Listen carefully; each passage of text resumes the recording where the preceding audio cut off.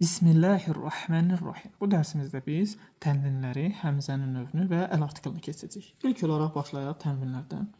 Tənvin. Tənvin nədir? Biz 3 hərəkə keçdik, xatırlayırsınızsa. Fəthə, kəsra və dammə. Fəthə ə və yaxud da a səsini, kəsra i səsini, dammə isə u səsini verir. Tənvin odur ki, bu hərəkələrin qoşalanmasıdır. Əgər biz hərflərin üzərinə bir xətt deyil, 2 xətt yazarsaq, bu fəthəli tənvindir, kəsralı və damməli tənvin. Oxunuşda isə fərq, artıq bu ə, a yox, ən deyə oxunacaq və yaxud da an. Ən, an. İ deyil, in oxunacaq, u deyil, un oxunacaq. Yəni, tənvinlərdə əlavə n səs əlavə olunur. Və tənvin kəlmələrin yalnız sonunda olur. Nümunə yazaq.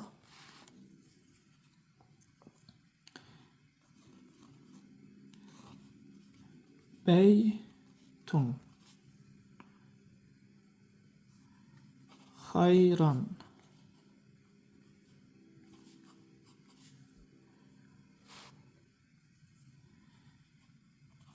Fi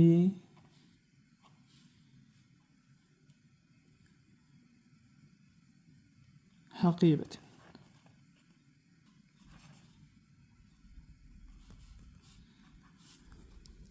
Və kəlmənin sonu fəthəli tənvin olarsa, buraya əlavə olaraq əlif yazılır.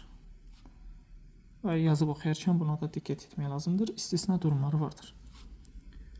Və tənvin kəlmənin yalnız sonunda gəlir və kəlmə əl artiklı qəbul edərsə, sondakı tənvin düşür. Əl artiklinin nə olduğunu da az sonra keçəcəyik. Kəlmələrin əvvəlinə artırılır, isimlərin əvvəlinə.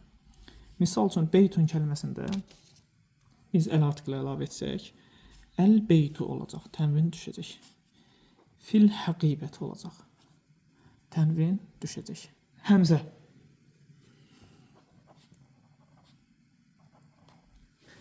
Həmzənin 2 növü var.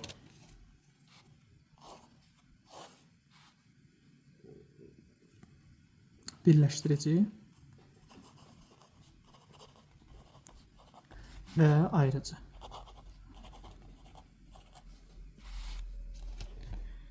Birləşdirici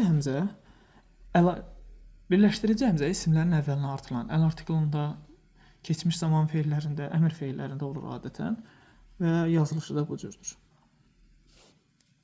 Və üzərinə də bu işarə qoyulur bəzən. Ayrıcı həmzə isə budur və bu ayrıcı həmzə sərbəst sətrin üzərində, əlifin üzərində və altında, vavun üzərində və yaxud da yənin üzərində gələ bilər. O zaman yənin nöqtəsi yazılmır. Yə əvvəl, orta, sonundakı, bax bu cür görsək, bilin ki, bu yədir. Və həmzənin özünün xüsusi bir səsi yoxdur. Həmzənin sadəcə biz hərəkəsini oxuyuruq. Yəni, bunun iş prinsipi hərəkələri oxutdurmaqdır. Və həmzənin özü ilə yanaşı, onun altına yazılan hərflərdə, məd hərflərdə oxunmur. Və misal yazaq buna. Əkələ.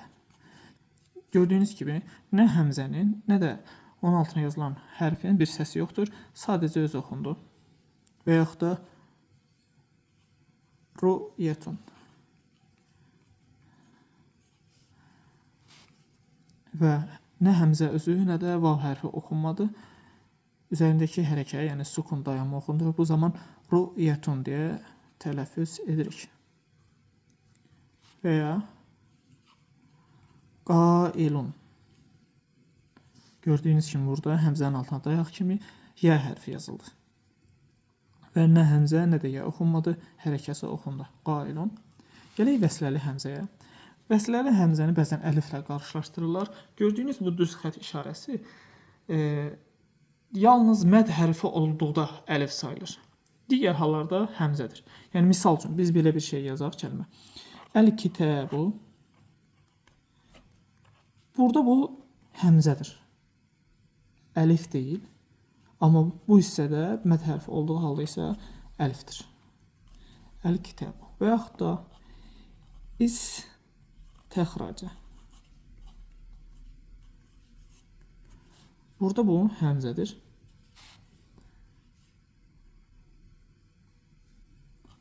İstixracun.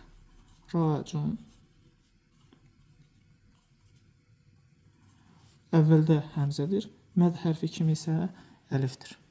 Vəsləli həmzə adətən isimlərin əvvəlinə artırılan əl artiklında və yaxud da əmr və keçmiş zaman feillərin əvvəlində gəlir. Üzərinə bu işarənin qoyulma səbəbi isə vasələ kəlməsindən götürülür. Birləşdirmə. Bax, bu vasələnin sap hərfinin işarəsidir. Vəsləli həmzə bəzən oxunur, bəzən oxunmur.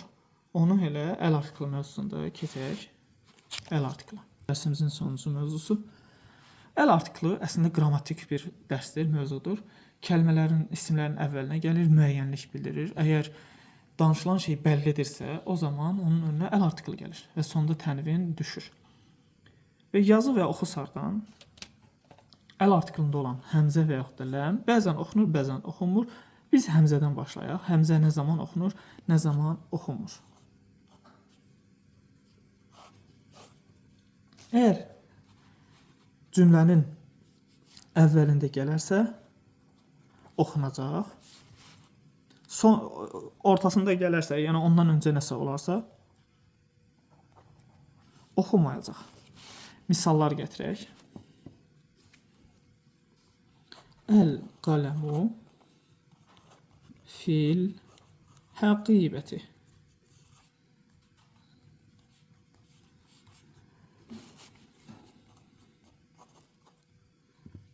Gördüyünüz kimi, burada həmzə əvvəldə gəlib, əl artiklı 2 yerdə var. Həmzə əvvəldə gəlib və oxunub, fəthəli olaraq oxunub, əl-qələmu. Burada isə həmzə ortada gəldiyi üçün oxunmayıb, funksiyası birləşdirmədir. Özündən əvvəlki hərəkə ilə sonraki hərfi birləşdirir. Fil həqibəti. Ləm hərfinin oxunub oxunmamasına gəldikdə isə ləm özündən sonraki hərfdən asılı olaraq bəzən oxunur, bəzən oxunmur. Bu hərflər də 2 yerə bölünür. Şəmsiyyə və qameriyyə deyə. Şəmsiyyə, qameriyyə. Hərəsinin 14 hərfi var. 28 hərfdən 14-ü şəmsiyyə, 14-ü qameriyyədir. Nə üçün şəmsiyyə ləmin oxumasına icazə vermir? Çünki ləmin tələffüzü dil və dişin iştirakı ilə olur. Ləm hərfini tələffüz edərkən. Şəmsiyyə hərfləri də eyni qaydada. Dil və dişin iştirakı ilə tələffüz olunur. Və eyni və yaxud da bir-birinə yaxın məxrəclərdən eyni anda 2 hərfi çıxartmaq çətinlik yaradır tələffüzə. Və tələffüz də daim asanlığa qaçır. Bundan dolayı ləm hərfi oxunmur, öz məxrəcinə, yaxın məxrəcinə qaçaraq bu hərfləri şəddələyir. Misal üçün, qameri hərflərdə isə əksinə ləm oxunur sərbəst. Çünki məxrəclər uzaqdır, bir-birinə maneə törətmir. Əl-beytu kəlməsində əl-beytu. Bə hərfinin məxrəci ləm hərfinin məxrəcinə yaxın deyil. Dil və diş iştirak etmir. Onun üçün tələffüzdə çətinlik yaranmır və ləm oxunur. Əl-beytu. Amma ət-talibu kəlməsində ta hərfinin məxrəci ləm hərfinin məxrəcinə yaxındır. Ləm kimi bunun da dil və dişin iştirakı ilə tələffüz olunur. Ondan dolayı biz əl-talibu yox, ət-talibu deyirik. Tələffüz edərək yoxlaya bilərsiniz ki, bunu şəddələmək dilə asanlıq gətirir. Ət-talibu. Və bunları əzbərləyib öyrənmək lazımdır və yaxud da tələffüzdə yoxlayaraq siz də praktik edə bilərsiniz. Hansı şəmsiyyə, hansı qameriyyə deyə. Yeganə istisna hərfimiz şindir ki, şəmsiyyə olmasına baxmayaraq dil və damağın iştirakı ilə tələffüz olunur. Dil və dişin deyil. Bu istisna hərfimizdir. Dərsimiz bu qədər. Növbəti dərslərdə görüşənədək.